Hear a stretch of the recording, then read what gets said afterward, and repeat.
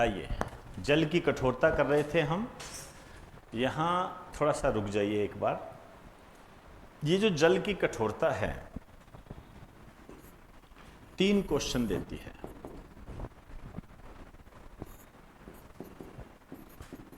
ये 2 प्रकार की होती है। एक तो होती है स्थायी कठोरता और एक होती है अस्थायी कठोरता।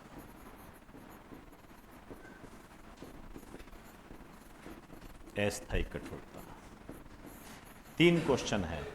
पहला क्वेश्चन तो ये बनता है कि जल की कठोरता का कारण क्या है, एक क्वेश्चन। दूसरा क्वेश्चन ये बनता है जल की स्थायी कठोरता का कारण क्या है।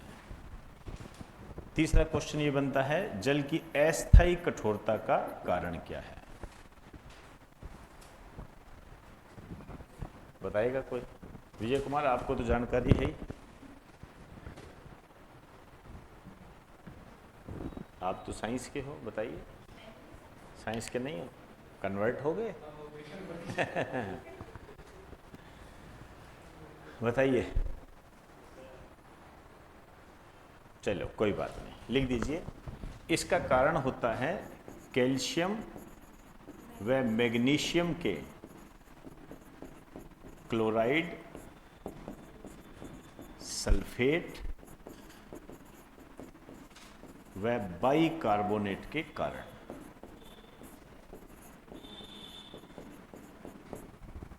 क्लोराइड, सल्फेट और बाइकार्बोनेट के कारण। बाइकार्बोनेट के कारण। और इसका जो कारण होता है कैल्शियम व मैग्नीशियम के क्लोराइड व सल्फेट के कारण। सल्फेट के कारण, समझे? इसमें बाइकार्बोनेट नहीं आएगा। और इसमें क्या है? कैल्शियम व मैग्नीशियम के बाइकार्बोनेट के कारण।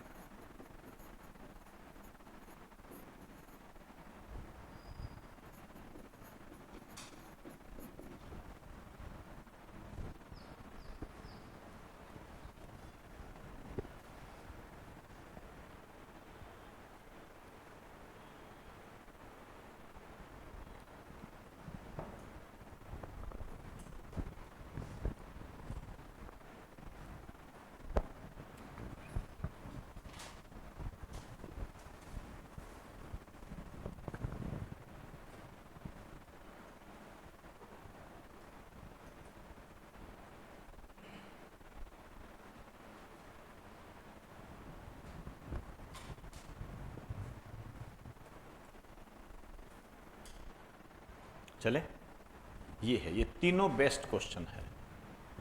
वापस आ जाइए जल पे, वापस जल पे आ जाइए।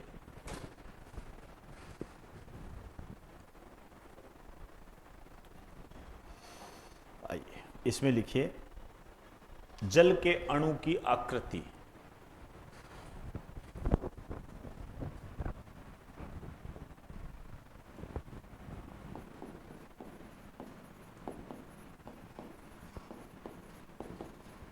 अणु की आकृति ये इस तरीके से होता है।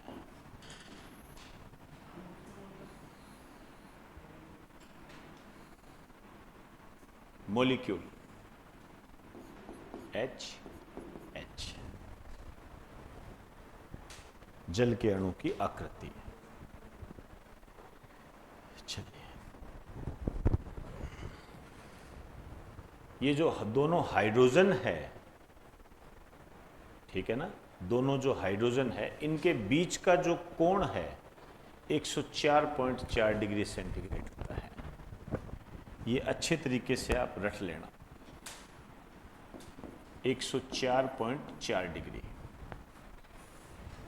और ये जो बंध की लंबाई होती है ये होती है 0.96 मीटर और ये भी होती है 0.96 मीटर। ओ 2 मिनट 0.96 एंगस्ट्रॉम नॉट मीटर। तो दो हाइड्रोजन के बीच में कोण कितना होता है? 104.4, ठीक है, डिग्री। और बंधों की दूरी कितनी होती है? समझ में होगी, आगे होगी बात सारी। आइए नेक्स्ट लिखिए, बहुत कॉमन क्वेश्चन है ये। जल का शुद्धतम रूप, प्योरेस्ट फॉर्म ऑफ वाटर। जल का शुद्धतम रूप, प्योरेस्ट फॉर्म ऑफ वाटर, मतलब सबसे शुद्ध जल कौन सा होता है? तो सबसे शुद्ध जल जो होता है ना, ये होता है कृत्रिम जल। कृत्रिम जल, ठीक है, आर्टिफिशियल। इस कृत्रिम जल में हम किसको शामिल करते हैं? Distil water. इसको हम क्या बोलते हैं? आसूत जल। ये लेबोरेटरी में बनता है, ठीक है। एक दूसरा पार्ट हम इस रूप में देख सकते हैं, प्राकृतिक जल, नेचुरल वाटर। इसमें क्या होता है? वर्षा का जल। तो यदि मैं आपसे ये कहूं कि प्रकृति का सबसे शुद्ध जल कौन सा है? वर्षा का जल। लेकिन यदि मैं आपसे कहूं कि सबसे शुद्ध जल कौन सा है और दोनों ऑप्शन दे दूं, तो डिस्टिल वाटर होगा, ठीक है ना।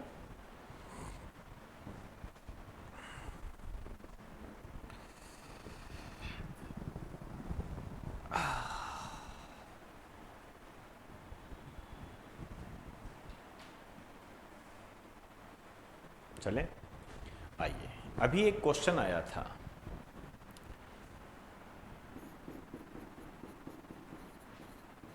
चौबीस, और इससे पहले आया था वो यूपी कांस्टेबल में आया था, पुलिस, यूपी पुलिस में आप कह सकते हो।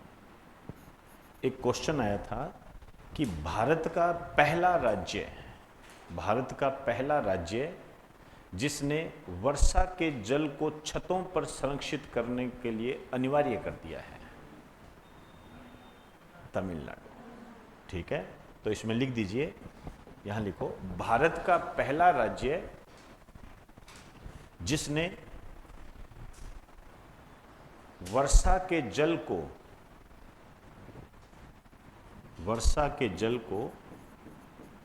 संरक्षित करना अनिवार्य कर दिया है।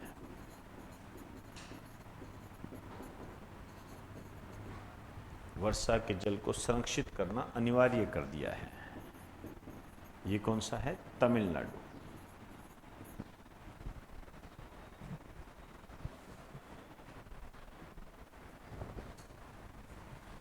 चले आइए, अब लिखिए, एक क्वेश्चन आता है कि सबसे बेस्ट ड्रिंकिंग वाटर कौन सा है? सबसे बेस्ट ड्रिंकिंग वाटर, कोई बात नहीं, आ जाइए, लिखिए बेस्ट ड्रिंकिंग वाटर। ये होता है अंडरग्राउंड वाटर। अंडरग्राउंड वाटर मतलब भूमिगत जल।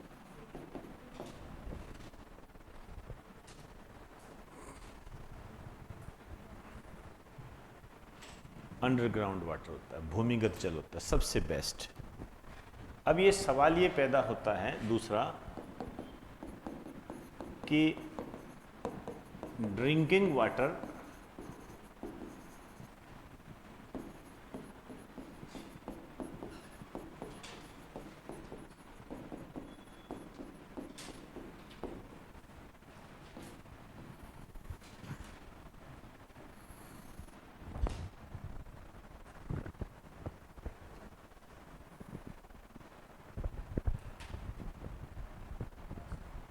चले, कैसा होना चाहिए?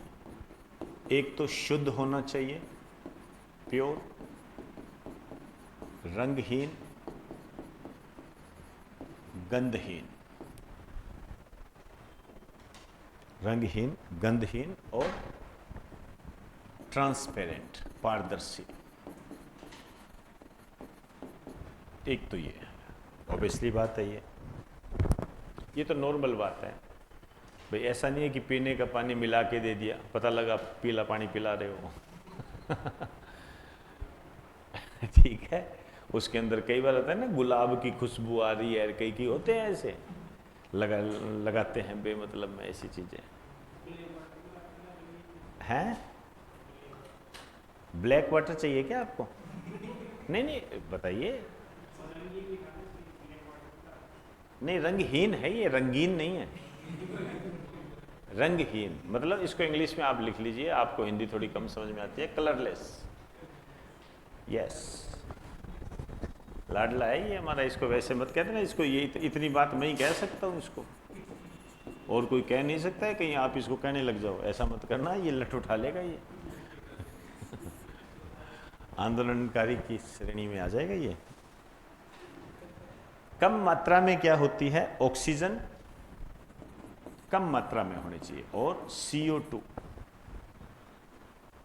ऑक्सीजन, CO2 और खनिज लवण।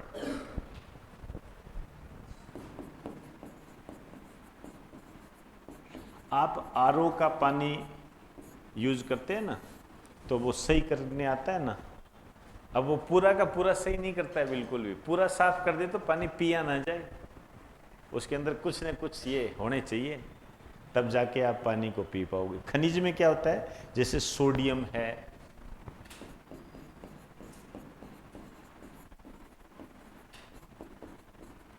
सल्फर, लिख दीजिए,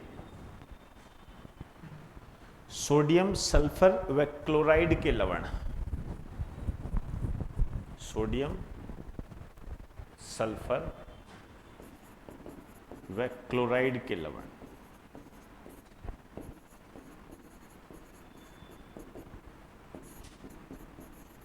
मैग्नीशियम, पोटेशियम, कैल्शियम,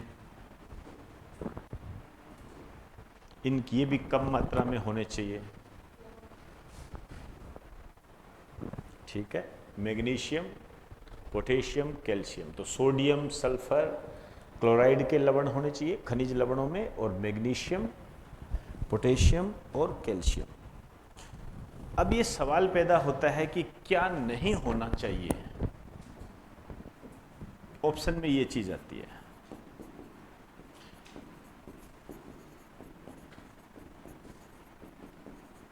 क्या नहीं होना चाहिए?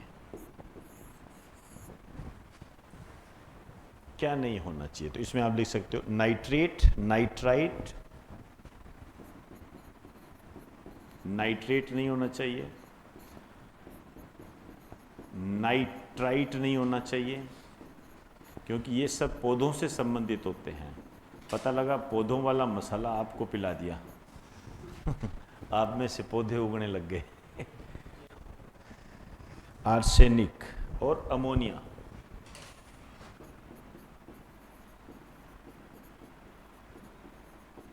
ये चार चीज नहीं होनी चाहिए।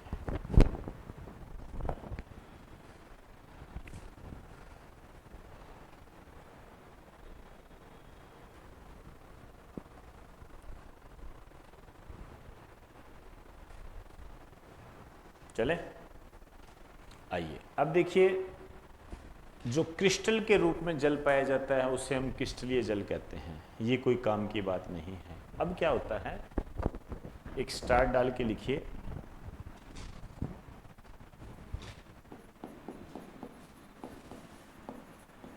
हिमकृत जल। मैं जानबूझकर ये शब्द लिखा रहा हूं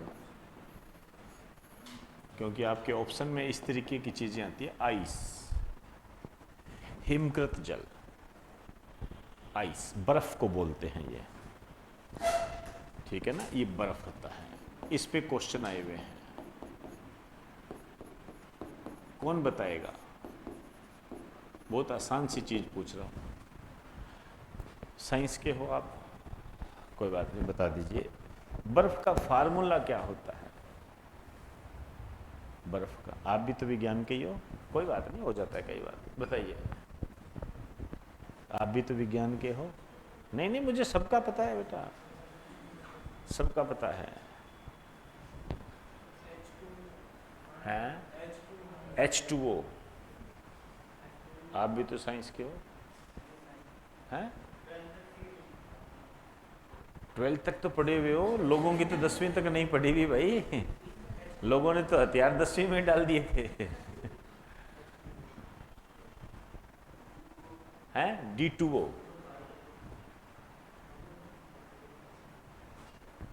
चलो जी, कोई बात नहीं, H2O ही इसका फार्मूला होता है। हो जाता है कई बार, कोई बात नहीं।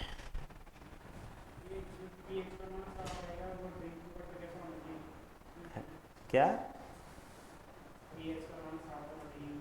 पीएच का मान, 2 मिनट रुक जाइए, पीएच का मान 7 होना चाहिए, लेकिन ये तो फिर न्यूट्रल हो जाएगा, क्योंकि ऐसे पदार्थ जिनका मान, जिसका पीएच मान 7 होता है वो न्यूट्रल होते हैं। जबकि न्यूट्रल वाटर का मतलब क्या होता है, जैसे H2O है, तोड़ नहीं सकते आप, और जब ये टूट नहीं सकता इसका मतलब ये काम नहीं कर सकता। जैसे मान लीजिए आपने कोई पदार्थ लिया और उसने टूटा नहीं मतलब उसने आपके शरीर के साथ क्या किया है, रिएक्शन नहीं की, और रिएक्शन नहीं की तो प्रभाव कैसे करेगा, ठीक है ना। तो जो पीएच मान 7 होता है ना, वो शुद्ध जल का होता है, शुद्ध जल, और शुद्ध जल मतलब प्योर शुद्ध जल, ठीक है ना। जिस तरीके से आप कह सकते हो डिस्टिल वाटर, समझे ना बात को, ऐसे होता है वो। तो ये इसका फार्मूला होता है जी, बर्फ का, ड्रिंकिंग वाटर। अब ये जो बर्फ है इसमें कुछ चीज़ें आपके काम की है, जैसे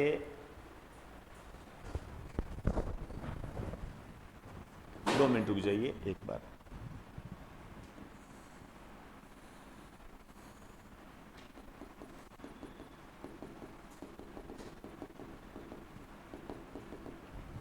ये पानी है, इसके अंदर हमने बर्फ डाल दी, पानी में बर्फ डाली हुई तो देखी होगी, ठीक है। पानी में बर्फ डाली हुई जब आप देखते हो तो इसका ऊपरी भाग ज़्यादा होता है या कम होता है, बस मुझे ये जानना है, या डूबा हुआ भाग ज़्यादा होता है? डूबा हुआ भाग ज़्यादा होता है भाई, देखा होगा ना आपने भाई, जैसे आपने गिलास है, गिलास के अंदर बर्फ डाल दी तो फिर डूबा हुआ भाग ज़्यादा होगा या ऊपरी भाग, क्योंकि पहले ये कॉमन सेंस होना चाहिए हमारे पास, नहीं तो फिर रटने लगोगे तुम लोग। डूबा हुआ भाग ज़्यादा होता है, अच्छी बात है। ये जो होता है 1/9 होता है और ये 1/10 होता है, ठीक है ना। डूबा हुआ भाग लिख दीजिए,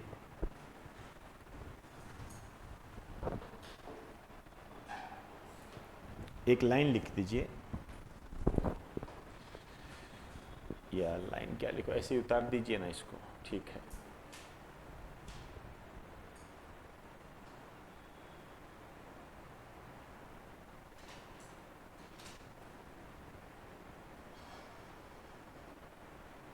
चलें।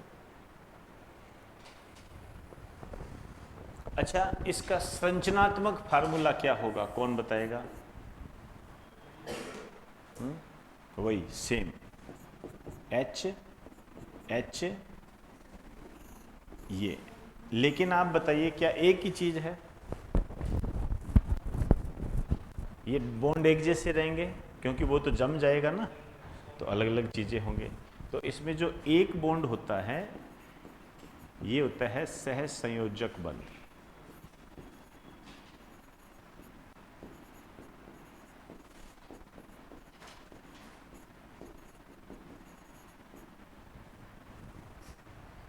दूसरा होता है हाइड्रोजन बॉन्ड।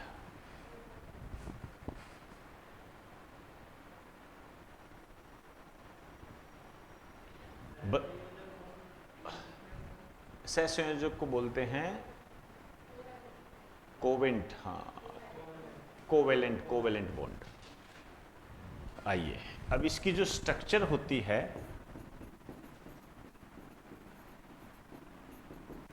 ये होती है हेक्सागोनल, षटकोणीय। षटकोणीय बर्फ की संरचना षटकोणीय होती है। चलें, इसमें लिखिए यह एक खुली संरचना होती है, ओपन स्ट्रक्चर। यह एक खुली संरचना होती है।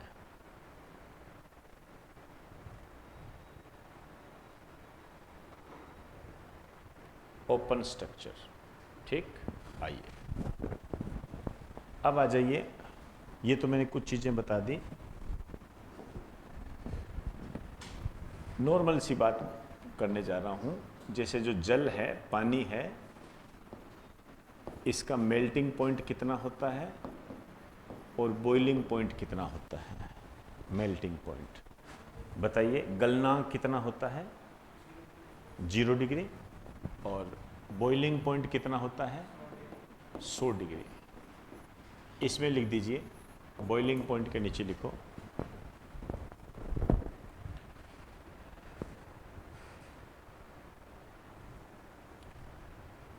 मेरा आपसे एक सवाल है,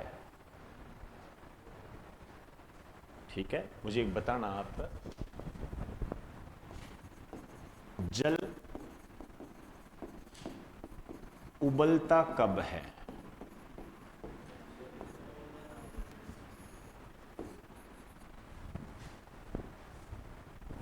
जल उबलता कब है, बताइए। हैं? नहीं नहीं, जब इसको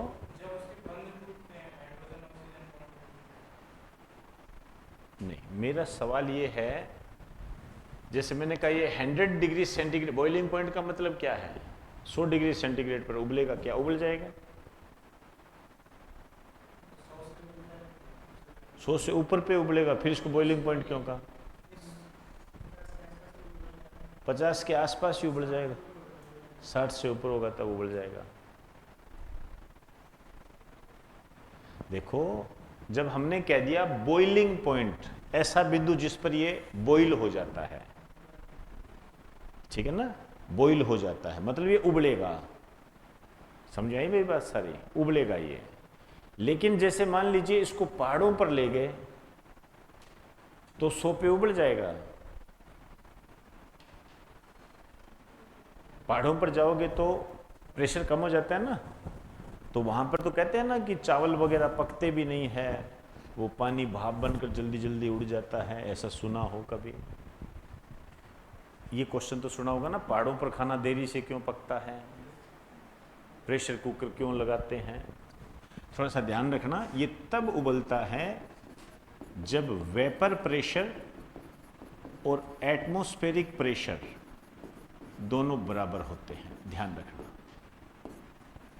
वाष्प दाब और वायुमंडलीय दाब जब दोनों बराबर होते हैं तब उबलता है ये। ध्यान रखना ये चीज, वाष्प दाब और वायुमंडलीय दाब दोनों बराबर होते हैं तब उबलता है ये।